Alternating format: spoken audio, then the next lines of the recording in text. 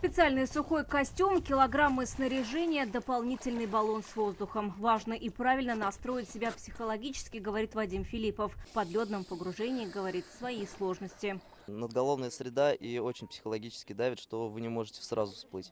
То есть вы должны вернуться в ту точку, откуда уже начинали. То есть если в летних погружениях мы можем всплыть в любой момент времени, то здесь такого нету. Сегодня задача дайверов – найти 3 объекта по маршруту «Треугольник». Так проверяется подводное ориентирование аквалангистов. Передвигаются подо льдом благодаря компасу. Чтобы легко и быстро ориентироваться подо льдом, дайверы сначала прошли свой маршрут по льду, а внизу им нужно будет преодолеть расстояние в 120 метров.